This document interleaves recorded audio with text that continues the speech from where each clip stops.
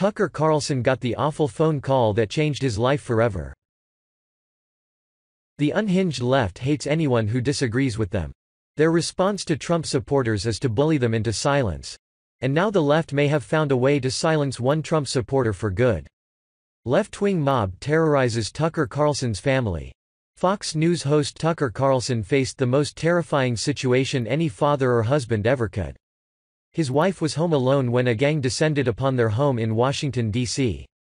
But this was no home invasion. A group of liberal domestic terrorists had stormed the block his wife and children live on. The mob, which had been organized by the anti-FA group Smash Racism D.C., marched up to his house and began making threatening chants. Some members of the gang made threats about his wife and children. They chanted, "Tucker Carlson, we will fight. We know where you sleep at night." Others shouted, "No borders. No walls. No USA at all." The group also tweeted a picture of one of their signs which had Carlson's home address on it. Their sign also read, "Tucker Carlson, you cannot hide from the people you hurt with your rhetoric, your lies, and your hate," the group wrote on Twitter, adding the hashtag #KnockKnockTucker. Carlson's wife thought a gang was trying to break into her home. Thankfully their 4 children were not at the home, so she ran into the pantry and locked herself inside. She then called 911 and pleaded for the police to rescue her. And this mob did not just chant and surround the home. They were violent. Carlson reported they damaged their front door from banging on it so forcefully. Smash Racism's goal was to scare Carlson into silence. They hate his pro-Trump views. And they don't like that he defends the idea that America should control who comes into the country. So they tried to terrorize him into quitting. The media reacts. Fox News CEO Suzanne Scott and President Jay Wallace blasted the liberal goons in a statement. The incident that took place at Tucker's home last night was reprehensible. The violent threats and intimidation tactics toward him and his family are completely unacceptable, they wrote. We as a nation have become far too intolerant of different points of view.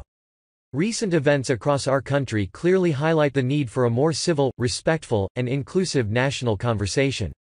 Those of us in the media and in politics bear a special obligation to all Americans, to find common ground, their statement concluded. Even Megyn Kelly stood up for her old Fox News colleague. She tweeted, "This has to stop. WHO are we? What are we becoming? Tuckercarlsonis tough can handle a lot, but he does not deserve this. His family does not deserve this. It's stomach-turning." And even CNN's anti-Fox propagandist Brian Stelter expressed sympathy for Carlson. He wrote in his nightly email newsletter, "You can love or hate Fox's Tucker Carlson, but we should all be able to see that this protester behavior is wrong. Get a permit for a protest outside Carlson's office if you want.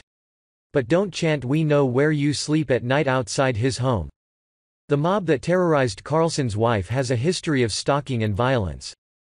The group harassed Ted Cruz and his wife at a D.C. restaurant and chased them out of the establishment.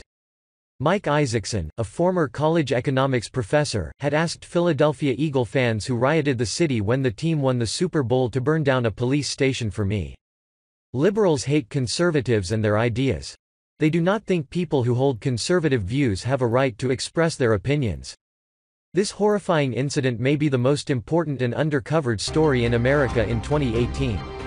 We will keep you up to date on any new developments in this ongoing story.